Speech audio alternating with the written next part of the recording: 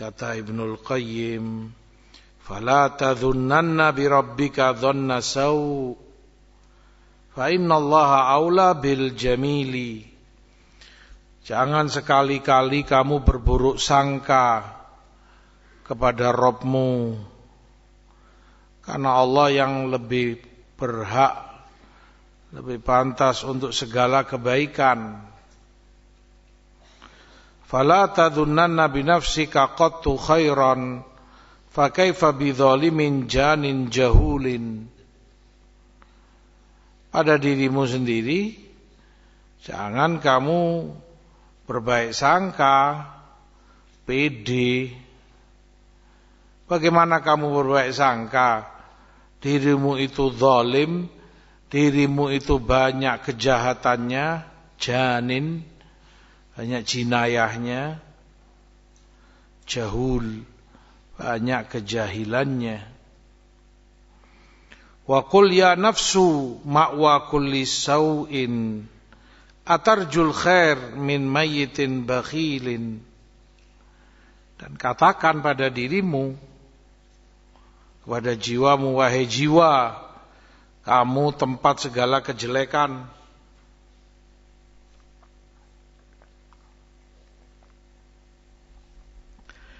Wahai jiwa, kamu gudangnya segala keburukan. Apa kamu mengharap kebaikan dari yang mati dan bakhil,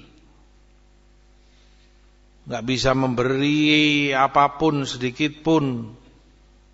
Bagaimana kamu mengharap dapat kebaikan darinya?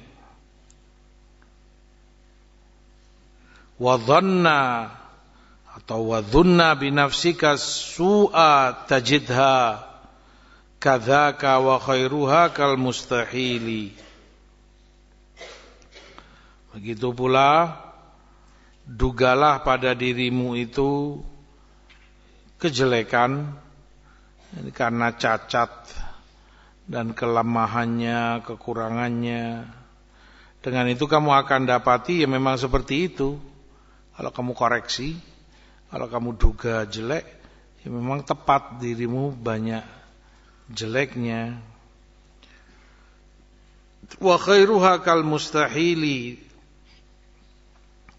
Adapun kamu menduga baik pada dirimu, ini dirimu yang benar, selalu benar sendiri, dirimu enggak mungkin salah, dirimu enggak ada cacatnya, itu mustahil. Sesuatu yang seperti mustahil enggak mungkin terjadi. Wa ma bika min